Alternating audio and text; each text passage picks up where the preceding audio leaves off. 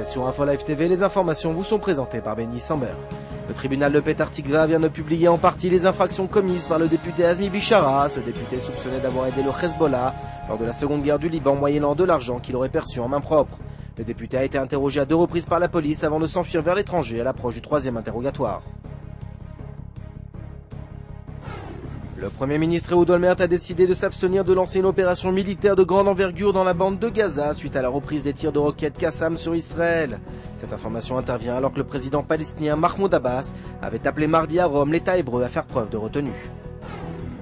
Le renseignement militaire a informé le Premier ministre israélien qu'il semblait quasi impossible de récupérer en vie les soldats israéliens détenus au Liban, Ehud Golwasser et Eldad Regev. Cette information intervient alors que des rumeurs de négociations secrètes entre l'État hébreu et le Hezbollah circulent en Israël. Selon un rapport alarmant de la Knesset, les femmes en Israël seraient plus éduquées que les hommes, mais toujours moins bien rémunérées, tout comme dans l'ensemble des démocraties occidentales.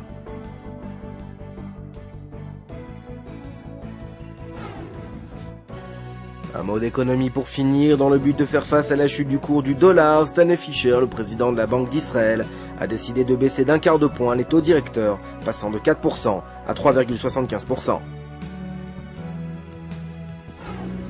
Votre programme sur InfoLive TV, c'est un document sur l'unité d'observation du renseignement militaire en pleine action.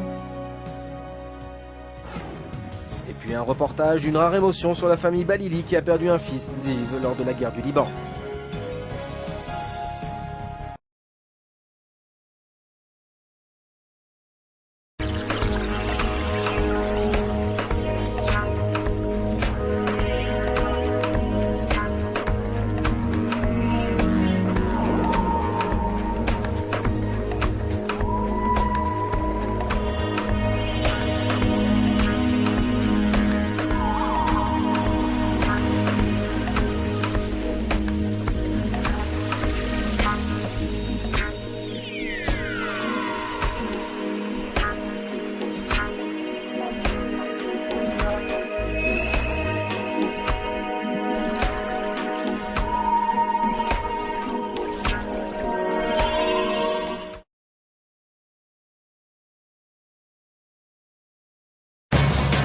Aujourd'hui, le monde entier parle d'Israël.